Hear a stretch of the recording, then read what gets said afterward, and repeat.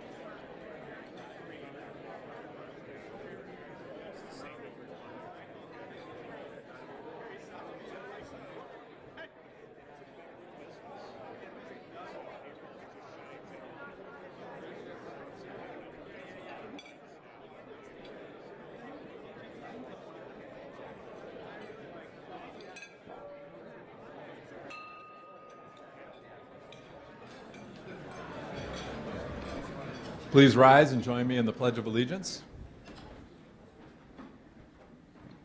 I pledge allegiance to the flag of the United States of America and to the republic for which it stands, one nation, under God, indivisible, with liberty and justice for all. And now Deborah Fugenschuh, Executive Director of the Recall Foundation, will give our invocation. Deborah? Thank you, President Dan. Rotarians are called to service before self with humility and courage born of our history. We strive to build a world community where all souls are welcome as blessings and the human family lives whole and reconciled. With this vision in our hearts and minds, we work for world peace and economic prosperity for all. Let us today be grateful for those who dedicate their lives to make international trade a tool for all of us to use to thrive and flourish. Thank you, Deborah. And now we have an announcement regarding Feeding America. Keith Bisden, Senior Vice President at Town Bay, is here for that. Keith? Thanks, President Dan. Good afternoon, everybody. Our next Done in a Day event is Saturday, February 13th, from 8:45 to noon at Feeding America, which is 1700 West Fond du Lac. So there's a sign-up sheet, a sign-up board outside. We'll have continued announcements in the newsletter. So again, Saturday, February 13th, 8:45 to 12. We'd love to see you at Feeding America. Thanks, Dan. Thank you, Keith. I did the last one. It's a lot of fun. Everybody should go. If you haven't gone, make sure you try to get there. A little bit of club business. As you know, this year we've started the year by thanking our 2016 rotating sponsors because their support helps make our club a better club. So this week, we'd like to recognize a continuing sponsor, Bottom Line Marketing and Public Relations, which is a talented group of marketing and public relations experts who produce measurable results and have fun doing it. Bottom Line Marketing is represented here by Jeff Remzick, a former CEO of the club, and also the president and CEO of Bottom Line. So thanks to Jeff for their participation. Now I get to move on, and I get to do the greetings, so I get to see if I can do the names right. So I have the pleasure of announcing our visiting Rotarians and guests. Would the following visiting Rotarians, there's two of them actually, visiting Rotarians stand when I call your name and remain standing so that we can welcome you. Trey Waldron from Amigos de Milwaukee, Trey. And then Raina Andrews from Milwaukee Thiensville After Hours Club. Welcome to our club.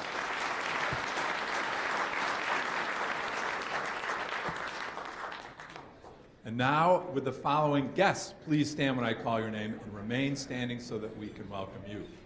I brought Alex Chu. Charles Burtz brought Matt Dorner. John Schultz brought Linda Graves. Keith Bisden brought Jasmine Medina. And Pat Cronin has brought Bill Burnett. Welcome to our club.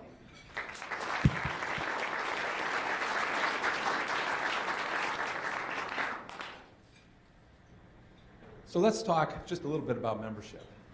Often a new member, when they get to the club and they join and they've been coming to our meetings for a while, will say, I wish more people had the opportunity to experience our meetings because they're so much fun, you have such good speakers. So I just want to remind you that you can bring a prospective member to our club, and the lunch is on the club. So if you know of somebody that has any interest in joining the club, feel free to bring them because all you have to do is get them here.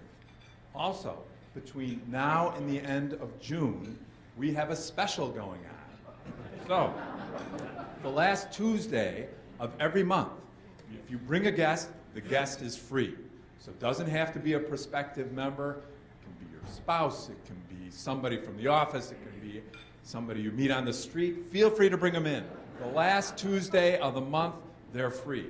So you need to register them at the Rotary office by noon on Monday. Otherwise, walk-ins will be charged the usual $17.50.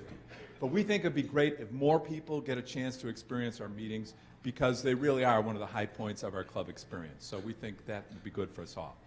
Now, time to introduce the program.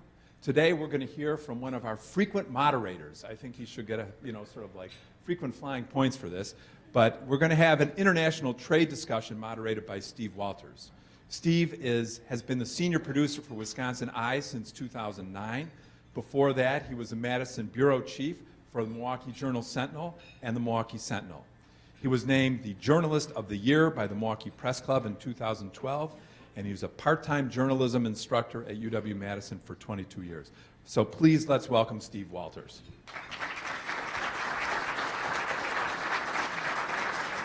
There you go, Steve. Before I introduce our panelists, I have an audience participation questions. So it started out a little differently. While I'm introducing the panelists, I have 3 questions for you. The last year for which we have exports from Wisconsin is 2014. How many billions of products, commodities, did Wisconsin export in 2014? Question number 1. Question number 2. How many Wisconsin jobs relied on Wisconsin exports in 2014? Question number 3. You're pondering these, correct? What was the number 1 country that Wisconsin exported to in 2014? So, be thinking about that while I introduce our panelists. Want those questions again? 2014 billions exported from Wisconsin. How many Wisconsin jobs relied on exports? Number 1 export partner, the country that Wisconsin exported the most goods to in 2014. Y'all bright people, I see all the answers, so it'll be a slam dunk. Now, let me thank you for a chance to moderate again. Let me introduce our panelists. To my immediate right is Jim Hunter, who's no stranger to you because he's been a member of the Rotary Club of Milwaukee for 25 years. He's president of Dynamic Solutions. He's also an adjunct professor in the Lubar School of Business at the University of Wisconsin-Milwaukee. And there he is a Bostrom entrepreneur in resident. And he's, as a manufacturer of consumer products, Jim has extensive experience in both importing and exporting. Mr. Jim Hunter. Roxanne Baumann describes herself as a lifelong exporter. She's the past president of the Milwaukee World Trade Association and formerly led Harley-Davidson's International Parts and Accessories Group. She now champions manufacturing exports in Wisconsin as Director of Global Engagement for the Wisconsin Manufacturers Extension Partnership. Thank you, Roxanne. And Damian Felton is a Director for the U.S. Department of Commerce Commercial Service Office in Milwaukee, where he assists Wisconsin businesses with expanding their export capabilities. He comes to Milwaukee by way of the U.S. Embassy in Beijing, China, where he worked on market access issues for U.S. exporters impacted by Chinese trade remedy proceedings. Before Beijing, Damian worked for the U.S. Department of Commerce in D.C., where he focused on investigations of subsidized imports from China. Okay, now the answers. 2014 exports from Wisconsin, 24.3 billion. How many of you got that right? You did, thank you. Thank you. Number of Wisconsin jobs that exports provided, paid for, 2014. 124,000. How many of you got that? Who was our number 1 export partner in 2014? Which country? Canada, thank you. And the total there, according to Mr. Felton's Department of Commerce, is $7.9 billion. What does that mean? 1/3 of our exports in 2014 went to Canada. But that's enough about me as the moderator. You know, moderators are supposed to be seen and not heard. So here's my question for the panelists. What do those numbers really mean for Wisconsin? Could you each of those break that down a little bit? Damian, you want to go first, and then Sure. we'll go? I think one of the more important things to note is of that $23.4 billion worth of exports coming from Wisconsin, that accounts for about 8,700 companies here in Wisconsin. And the vast majority of those companies are small and medium-sized companies, companies with 500 or fewer employees. Oftentimes there's a perception that companies that are participating in international business, that are exporting their products globally, they're large companies. In fact, here in Wisconsin, about 87, 88% of those 8,700 companies that are exporting are small and medium-sized companies. So that's something to keep in perspective, that it's not just the big players here in Wisconsin, some of the Fortune 500 or Fortune 1000 that are participating. It's the small and medium-sized companies that help drive these numbers. Thank you, Damon. Roxanne? Yeah, 8,700 is a good number. We have 10,000 small manufacturers in the state of Wisconsin, so we have more opportunity to grow those numbers. And I would say that the vast majority of people who are exporting are under-exporting. You know, they may be doing Canada, they may be doing Mexico, but there's such a vast opportunity of more countries that they could be in that would be really helpful to growing jobs and growing our economy here. Thank you. Mr. Hunter? We're a very small company, started 5 years ago. We're at $12 million in sales, and I'm proud to say that 12% of that is foreign. It happened. I'll tell you a little bit more about it as we go along, but we feel that it's very important to us because our product is very seasonal. It's a mosquito trap. And those of you who have been to the golf outings have bid up the price for a Dynatrap mosquito trap, and I appreciate that. But being very seasonal, we would love to sell in South America. We have about $1 million of our revenue out of Mexico, which helps a lot because there's summer all year round in Mexico, as many of you can testify from Christmas and wintertime vacations. I'll tell you a little more as we go along about how we got into exporting, but it has been important to us, even though we're very, very small. We're just a little pimple on that whole exporting business in Wisconsin, but we're growing. Jim, can you just do a little follow-up? How long did it take you to get involved in exporting, and what do you remember as the biggest hurdles, sir? Just quickly. Well, Mexico was a target for us. My partner is a Mexican national. He's the director of sales and marketing for our company, and so he knows the market quite well, but it has been a target all along. I think it's been probably 2 years when we first started, and we were able to move into Mexico because of a company that we sold to here in the U.S., and that helped us. Now we're selling to several, and we are forming a Mexico subsidiary, and we also are establishing an office. That's in the process. We don't have it yet, but we feel that we need to be able to service our product in Mexico, so we're going to have a very small office in Mexico. So it's been 2 years, basically, when we started. Thank you. Then Roxanne and Damian, let's expand on that. What does Wisconsin export? What are some of our largest exports? Do you want to start? Chemicals, transportation equipment, processed foods, computer and electronic components, and a lot of machinery. That's some of the larger kind of categories of products that are exported from Wisconsin. And do we do that because I think we're number 2 in manufacturing after the state of Indiana, Damian? Yes. Okay, Yes. thank you. Roxanne? I could add a few more to the list. We lead the nation in the export of paper, not surprising, outboard engines, think Mercury Marine, firefighting vehicles, cranberries, MRI machines, that we all use now that we're all aging, ginseng from an ag standpoint. We have a lot of agricultural products that we do, and the little-known toilet seats. I think you said toilet seats. I said toilet seats, yes, we do. I think Bemis has done a good job up there, yeah. So there's quite a few, but I think the largest percentage is still industrial machinery, and we have a lot of manufacturers that make great products. Well, from having spoken to Roxanne, so I'm going to ask her this question first. Why should every Wisconsin company consider exporting? Roxanne, you go first, please. Okay. Well, Steve had asked me earlier, what would you say to a CEO that says, I'm not exporting? And I looked at Steve and I said, I would just slap him up. Absolutely, because there's so many opportunities out there for companies to get proactive with this. And in my career, which started in the 80s with exporting, we did the learn by doing method. We would go off to a country and we'd see if there was a market there, and we'd spend a lot of budget money, and we'd run around for, 10 days or something and come back. And sometimes, we had orders and sometimes we didn't, and we just were kind of learning. And what's different today is there's so much out there, a process. There's information, there's great people in the state of Wisconsin. There's Damian's office that can provide support with market research.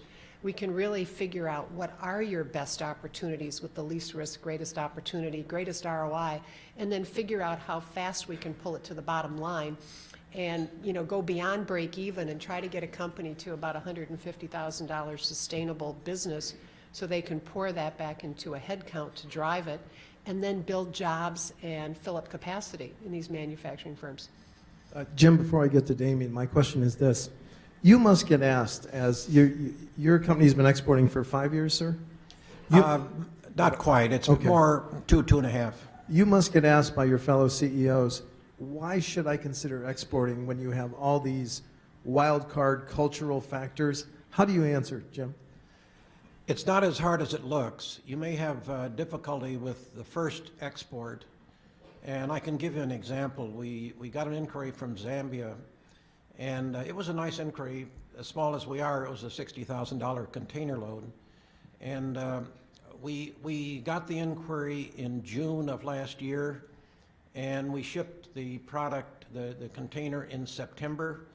And there was a steady stream of emails and arrangements being made, but it wasn't as difficult as you might imagine. First time, obviously, selling to Zambia, and it went okay. We learned a lot. Our logistics firm helped us a lot, where we arranged for the container and got it through customs and all of the procedures. But it wasn't as hard as you might imagine. What do you dream about in terms of your next countries to export in? And I'm struck by the recent news of this problem with the mosquito disease in South America. Do you see an opening there? Absolutely. Probably Colombia will be next. We visited Colombia twice. They're very interested, and it certainly is a fit for their environment. The living organism that has caused more human deaths than any other is the mosquito. And so we have a mission to accomplish here. Very important. You mentioned Colombia. On the Department of Commerce scoreboard, Colombia was number 24. We exported in the rankings of where Wisconsin exported. Colombia was number 4, and I'm just so intrigued, and number 25 is Russia. Damian, thanks for your patience. How do you meet with CEOs or companies and just ask them to join what Roxanne calls the circle of CEOs with vision to export, and outside the circle are CEOs who don't yet have that vision? Sure. Sir. Maybe I'll answer the question first with a statistic. I said that 87% of the Wisconsin companies here that are exporting, that 87% only accounts for about 30% of export value. So you have 13%, which are large companies, that are driving about 70% of the export value. So how do I come across companies that come to my office? They're typically that 87% that are selling into 1 or 2 markets. And they're looking to get and diversify into other markets and find other channels to sell within. A lot of times it's through trusted service advisors, and point of fact, a lot of times it's that C-level connection where somebody's worked with us and used us before to help them sell into a market. We get a referral. They've met at a independent business association. They've had some success with us. They'll recommend to their friend, their colleague, their associate to give us a try and to try to get into that second or third market country overseas. Talk to me about the matchmaking. My company makes XYZ. How can I do the research? Which country might be interested in my product? Matchmaking is my term. It's obviously not a scientific term, but the matchmaking part. That's a good term. I think it all starts with having a little bit of a plan, a rhyme or reason for market selection and testing market viability. You can build a business case that says my widget should be sold in these 3 top markets based on a lot of macroeconomic factors and predictive indicators. And you got to go there in country and you've got to meet with folks. And that's that matchmaking side of it. Meet those channel partners that you would typically sell to and get feedback on your product. Will it work? Won't it work? What are some of the cultural issues that you might need to overcome? What are some of the standards issues and regulatory regimes that you might need to overcome? And that's something that I would highly encourage companies is to have that plan. And that's actually something that Roxanne works a lot with companies on, is having that rhyme or reason and having a strategy for entering markets and the support behind it. So this If I is could something, please, If I Roxanne. can just add to that, you know, when we work with a company, so many people are accidental or reactive, or they're learning by doing. And when we sit down and we try to figure out, using Damian's help from the U.S. Commercial Service, what are the top 10 countries where your product has the greatest need, where your products are really needed? So if you went, you know, you scorecarded your countries and said, okay, these are my top 10. Now I'm going to whittle that down to maybe my top 3 or 4. And then I'm going to get really deep in my knowledge of those countries, because on paper, it appears those are going to be the best places for me to export to. That narrows the world down to something that's more manageable. And then you can start going into understanding, what should my channel partner be, what trade associations are going on over there, what shows are going on over there, how do I get there, who should maybe help me, and you know, who's not at the table here is WEDC in Wisconsin, has incredible resources for international trade, for trade ventures and taking people by the hand. Damian's group has got all the data in the world to demystify this. And you know, what we find today is that manufacturers like to make stuff. They don't like to do market research. And you know, it's true. I mean, you like to make stuff. And I think if we can get people to tap into the resources that can help them figure out, where should I go? You know, where's my greatest chance of making money without losing money? And then channel it in there, and then kind of make it simpler and a greater chance to get some good profits to the bottom line quickly. Jim, I'm so glad you're a member of the panel as a president of a company.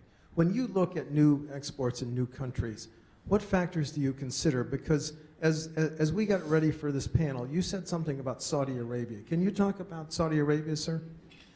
Very interesting. We had an opportunity to sell to Saudi Arabia and talk about difficulty.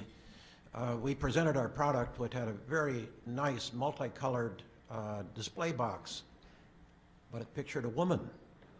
You can't do that in Saudi Arabia. You cannot have a picture of a woman on your display box. So we revised the artwork. Had to have everything in Arabic. And then there were also other requirements for the physical product that were somewhat different. So it took us several weeks to go through the whole process of learning what was required to sell in Saudi Arabia. Once we got there, now we know what it's got to be, what it's got to look like, and it's worked out well. We've had several containers shipped to Saudi Arabia, but initially it was pretty tough. Follow-up question, how far along were you in R&D when you learned that you cannot have a woman's picture on that? Well, we had not investigated Saudi Arabia at all at that point, and so it was a new revelation to us. We had the product all developed. We had the box that worked fine in the U.S. and Canada and Mexico, but it didn't work in Saudi Arabia. And that must have been a teachable moment. So what did you learn about when you go into other countries, Mr. Hunter? You better learn the culture before you jump in. And that's for the other panelists. How do you learn the culture? How do you learn do's and don'ts in some of these countries? Take advantage of the resources represented here at the table. Damian's group at the U.S. Commercial Service has an incredible resource called the Country Commercial Guides that are available, and you can go in and just say, I want a country commercial guide for Saudi Arabia. It's probably about a 20-page PDF, and it will tell you almost everything in a nutshell that you need to know just to get started. And then if that's not enough, you can always call your office, and you probably have more to add to this too. I think just visiting in country, figuring out whatever trade show that's germane to your particular product or industry. Maybe not exhibiting at the show, certainly not right off the bat, but jumping on a plane, hitting a target, resource-rich trade show where you can meet with potential buyers, see who your competitors are there. I think that's a great way to kind of determine your, again, market viability and get the lay of the land quickly. Is you got to be there in country to the extent that you can. Roxanne, you had told me that Wisconsin had 10,000 small manufacturers. What percentage of them are exporting? I think you quoted 30%. 87% of those companies would probably be exporting, those small and medium-sized companies, But under exporting. under export. Now, that's an important concept. Explain under-exporting, please. Under export, yes, exactly. I think that is where people get these orders that show up and they go, oh, we got an order from Saudi Arabia. This is exciting. Let's fill this order. But they don't investigate why did that person or that company in Saudi Arabia go through the whole motion of finding you in Wisconsin. Now, there's something special about their value proposition that is out there that somebody would go find you in Wisconsin. And so what we really want to do is take a step back and say, okay, you have a wonderful value proposition. The world values Midwestern products. They're considered high quality and they're great. Who else in the world wants those products? And we can do a lot of, by using the harmonized code system and the market research that's available from the U.S. Commercial Service, we can start figuring out where your products are going, you know, where your products are needed, and then we can really hone in and say, okay, where should the next 2 or 3 countries be that you go after? And then proactively develop a strategy to go after those countries. That saves people a lot of budget money. I mean, you don't want to take, if you have $20,000 to get started on this, you don't want to waste it going to, you know, say going to Munich and drinking a lot of beer at a trade show and find out that Germany's not your country. You know, you want to take make that investment in a country that you think is going to pay off and then expand it. We really want to get them to be proactive, go for the places that really need your products. And then a follow-up, Roxanne. As you and I got ready for this panel, you said something that really intrigues me. The middle class of the future is in foreign countries. Can you elaborate, please? Yeah. I think that's the most critical thing that we need to be sharing with other people. Right now, 95% of the consumers are outside of the United States. Okay, that means that 5% are left here in the United States. If you look around the room today, a lot of us are baby boomers. The baby boomers are retiring. We're reaching retirement age. We're getting to the point where we're getting rid of our stuff. We've accumulated a lot of stuff. We don't need all this stuff. In the world, the up-and-coming middle class and baby boomer generation is over in Southeast Asia and in other parts of the world. So when I talk to a CEO and they say, I'm not going to export, I kind of look at that person and say, okay, 5 out of 100 customers are here in the United States. 5 out of 100. 95 out of 100 are overseas. Are you really going to bet your business on the 5% for the next 10 years and maybe risk not having your EBITDA valuation go up should you be ready to sell the company or whatever? Or are you actually going to proactively and very carefully and strategically figure out what countries you should go to so we can build that up to a stronger number? And Jim, without giving any trade secrets, what your projections for your country, domestic sales versus foreign, do you see much greater growth potential in foreign exports, sir? We really need to. As I mentioned before, the highly seasonal nature of our business makes it very difficult because we have probably 80% of our sales in about 4 months, and then preparing for that, and then the time after that, it's very slow. So selling in the southern hemisphere is very important to us. So that certainly means exports. And so we need to target more the South American and Africa areas, and we're working on that. We're very small. We have very little planning time, but we can make use of the resources represented here to help guide us. So, Damian, can you talk about the future a little bit, both for large Wisconsin companies and small, please? Yeah, Roxanne mentioned Strategies? Yeah, Roxanne mentioned the amount of consumers that are outside of the United States. Forecasted over the next 5 years, depending on what you read and who says what, about 80 to 85% of the world's growth is going to be outside of our markets. And I have the luxury of kind of working with a lot of different companies in Wisconsin and learning a lot from them. And I can tell you that a lot of them touch on what Jim is talking about, is the seasonal nature and looking south to a lot of the countries within our trading bloc where we have free trade agreements in South and Central America. And that's something as a little bit of a trend that I see a lot of companies taking advantage of from here in Wisconsin. Can What- I add a point to that? Please, Steve? Roxanne. Yeah, you know, we were talking about the demographic shift. M7, and Bill Burnett is here from M7, and Brookings Institute just did the Brookings Global Cities Initiative study, and we've been working on that. We took a look at the last decade of business in southeast Wisconsin, and this will just show you that this demographic shift is happening right here in our backyard. Domestic sales has declined 6% in the region over the last 10 years, but we really didn't notice it because exports have been the only growth that's been coming out of southeast Wisconsin in the last 10 years. And that's out of Brookings Export Nation. So these demographic shifts that are on paper are actually playing out in our backyard very quietly right now, but we need to react to it because if you go 10 years down the road or 20 years down the road, we're going to have companies in trouble, 10,000 manufacturers in trouble, and jobs at stake. So I think that shows me, it was astounding when I saw that data. It was astounding because it's happening here. We've got to do something about it now. Any general advice for someone wondering these questions? Should I invest in Wisconsin companies that export? Should I ask my commercial clients whether they should be considering exporting or exporting more? Any general advice? I know you're not financial planners or experts, but just general advice?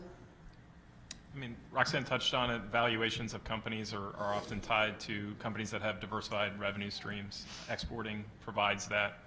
I think just as you're interacting with companies, kind of asking them, challenging them politely the question, why not?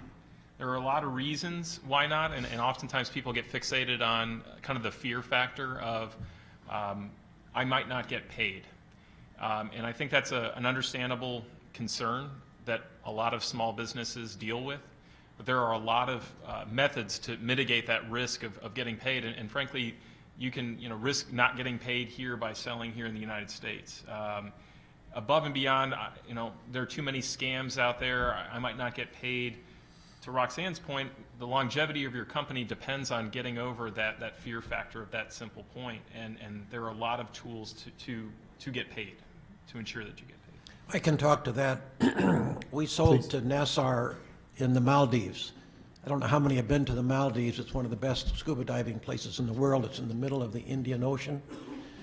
And Nassar bought some products from us and used his American Express card, and everything went just fine. It cleared, we shipped the product, it was fine. Then he ordered again, and we had a mix-up in our office, and we didn't get an advance payment.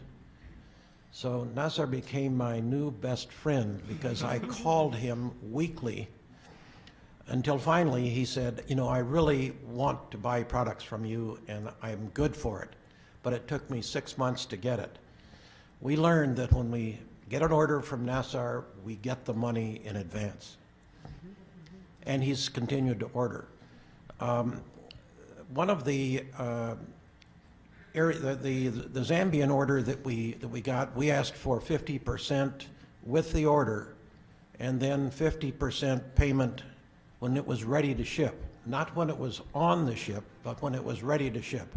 So we had our entire amount of money before anything shipped. And I think there are plenty of ways to protect yourself from potential losses as long as you follow your rules. This is a question driven by current events. China was our third largest export partner in 2014. But as you all know, China has recently devalued its currency. Oil that traded at $65 per barrel last May traded at $28 per barrel yesterday.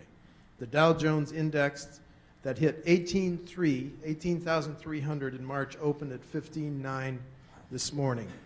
Are these trends, these ups and downs, bad or good, opportunities or potential disasters for Wisconsin exporters? I'll start. I think it's a little bit of both. We have a lot of machinery equipment manufacturers here.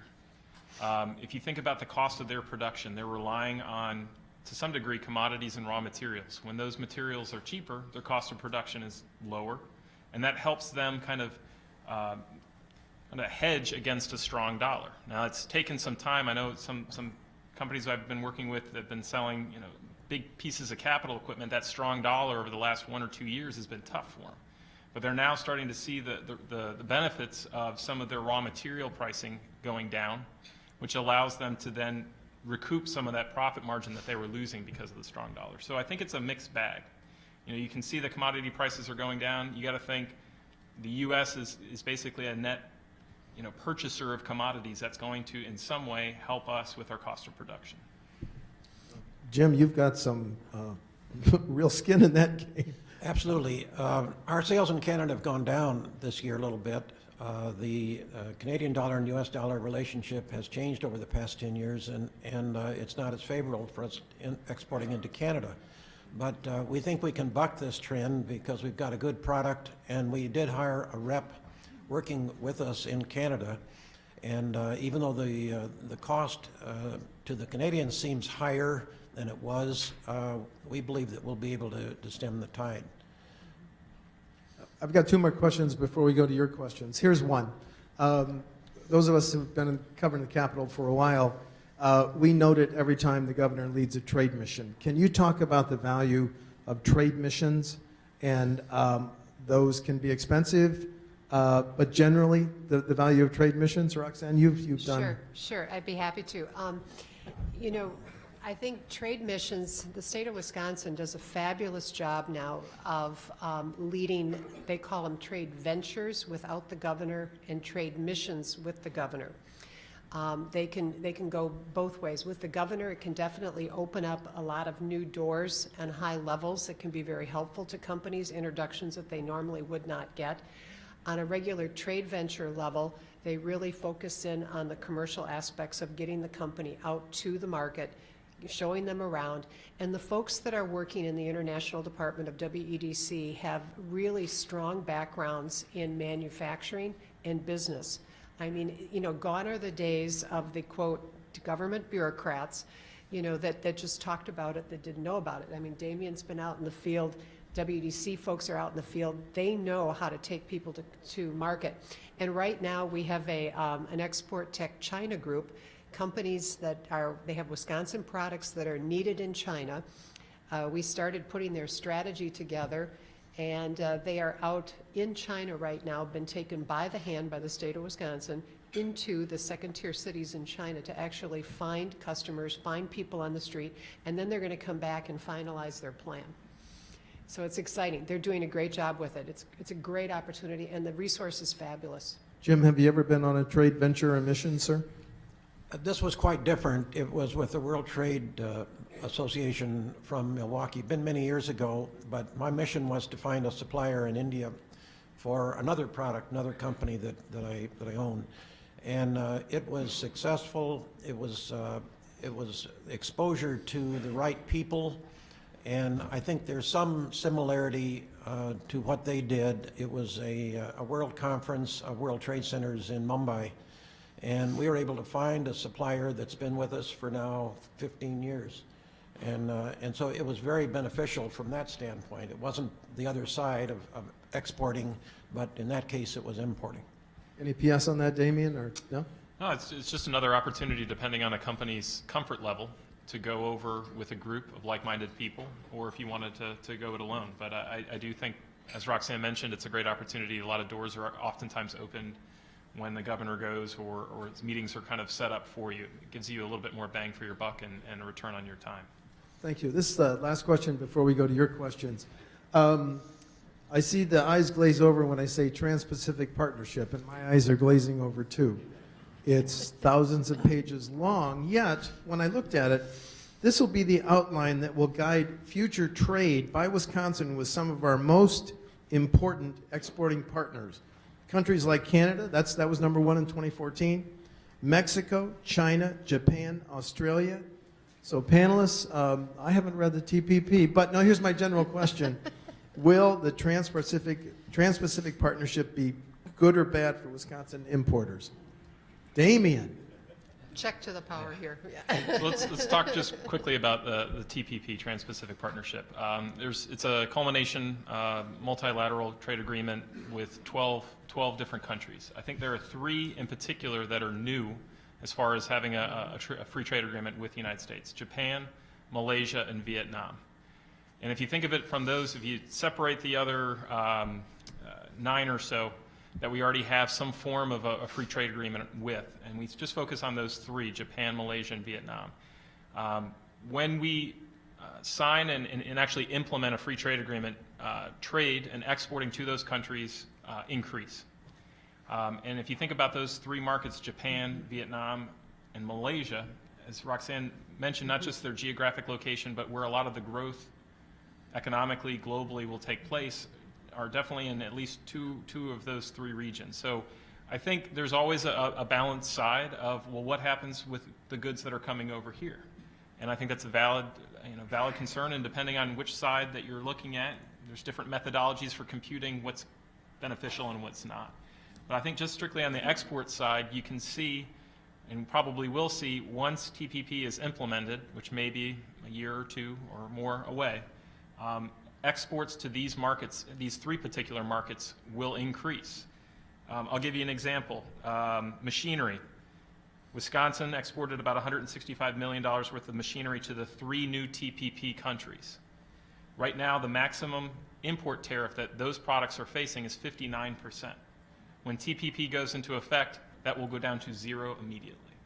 So it will allow these companies, these machinery manufacturers here in Wisconsin that are selling to Malaysia, Vietnam, and Japan, to price much more competitively, because they won't be facing that upwards of 59% on top of their price. Jim or Roxanne, is the TPP a factor in your future planning at all? Well, I can tell you that I've been into all 3 of those countries, and they do have mosquitoes. and especially those in the southern hemisphere, they're very attractive. And I believe if we can eliminate the trade barriers, that it's a real plus for us.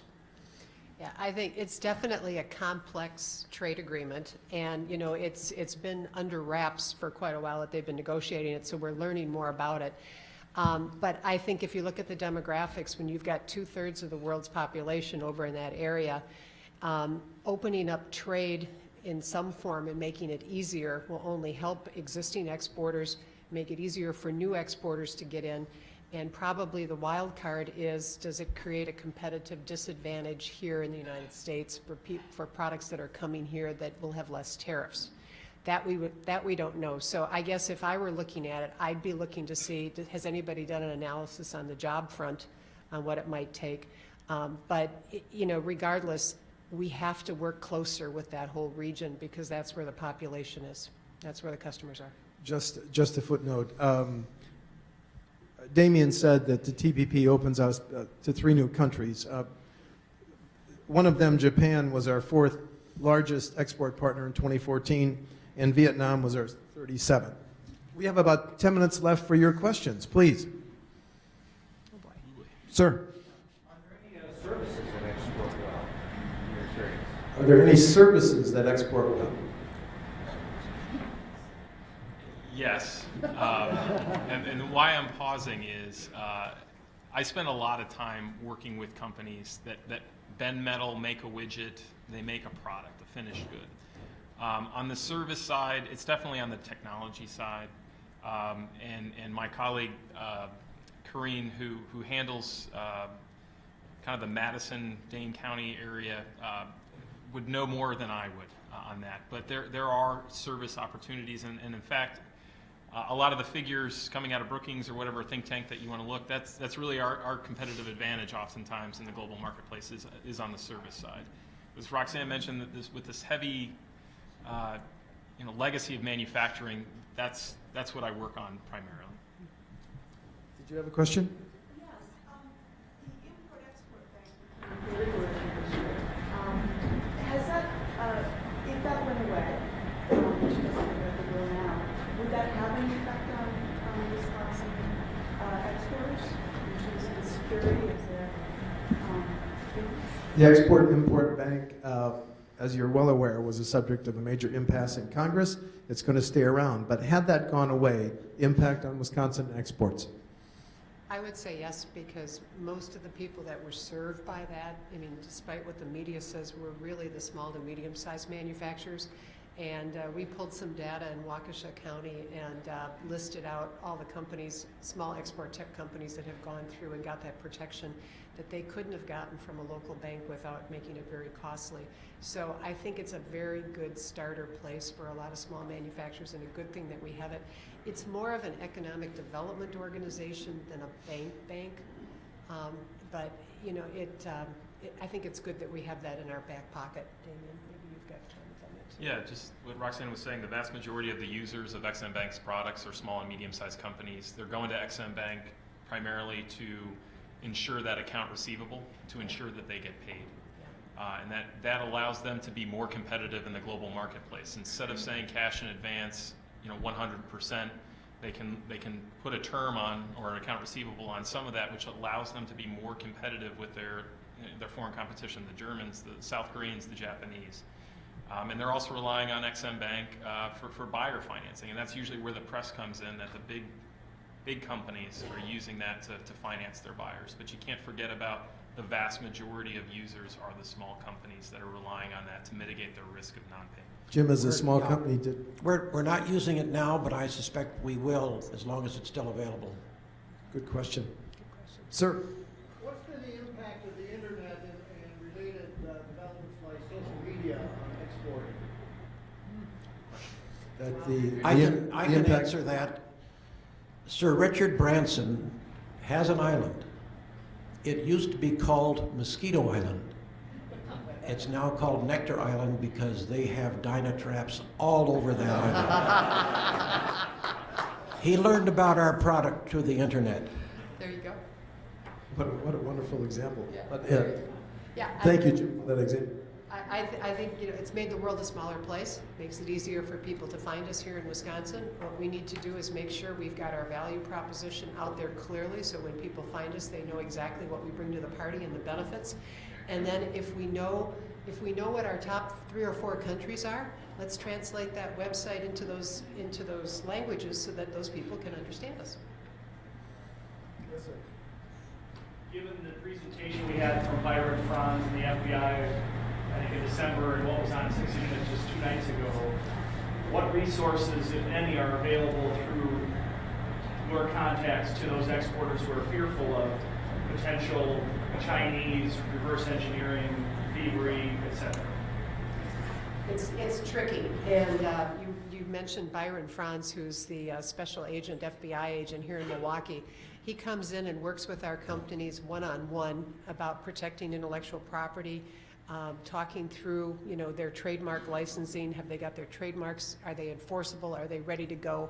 Are they legally ready to defend their trademarks if they've got them registered in other countries?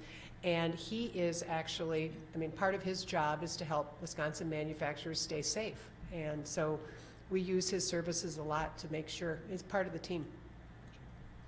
I'm convinced that no matter what you do, you can't be 100% protected.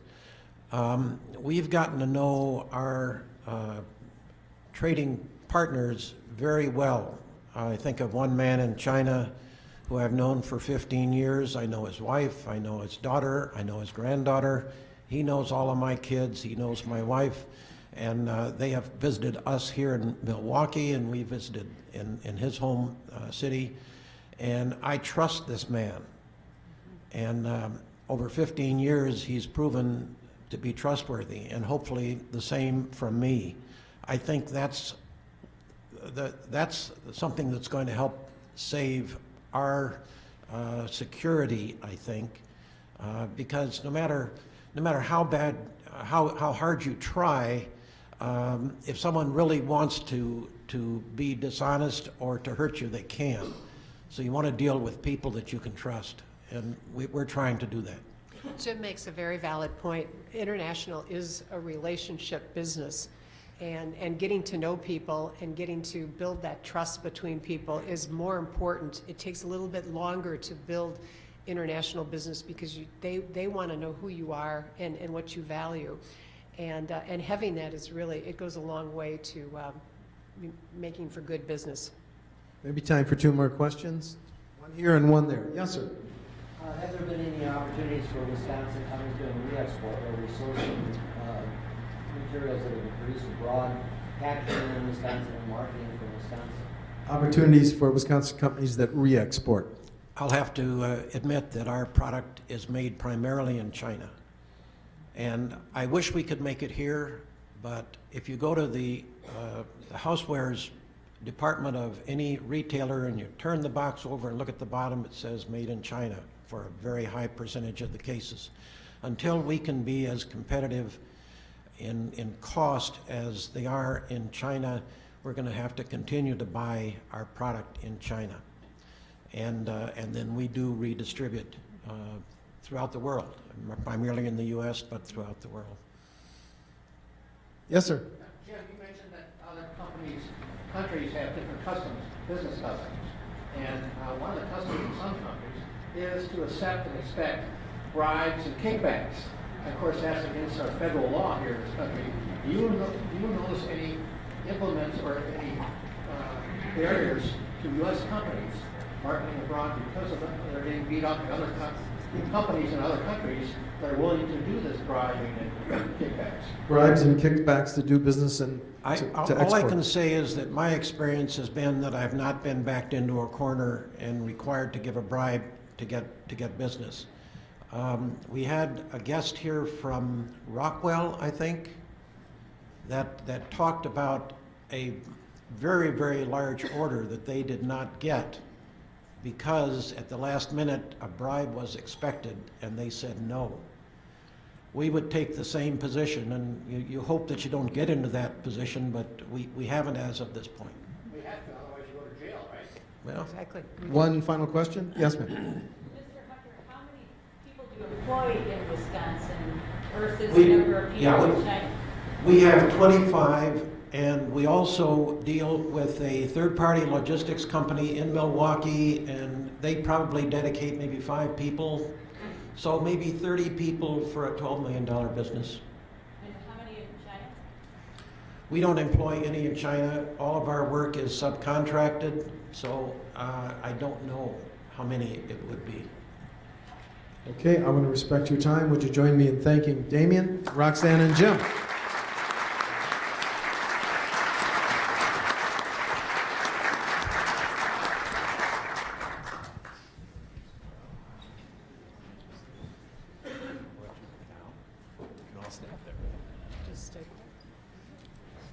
Okay, thanks for a great program. Steve, we appreciate you as moderator.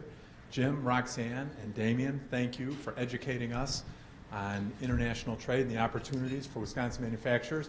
I think we all have to appreciate somebody who figured out how to make money killing mosquitoes. That's pretty darn good. So. Rotary is an international leader in the efforts to eradicate polio. In the last 30 years, we've immunized 2.5 billion children around the world. As a result, the disease has almost been eliminated. So in the names of our speakers today and our panel, we'll be making a donation to the Rotary Foundation to purchase 50 doses of the vaccine, which will bring us closer to our goal of a polio-free world. Now, just a couple of announcements. Following our adjournment, History and Current Events will meet in room 411. Environment and Ecology meets in room 413. And the Young Professional Grant Team will meet in the Rotary office. Next week, January 26th, Bruce Biddles, Chief Investment Officer or Strategist at Robert W. Baird, will provide our annual economic forecast. Remember, next week, if you pre-register your guests, they'll be on us. Also, please sign up to volunteer at Feeding America on February 13th at the registration table. We are adjourned.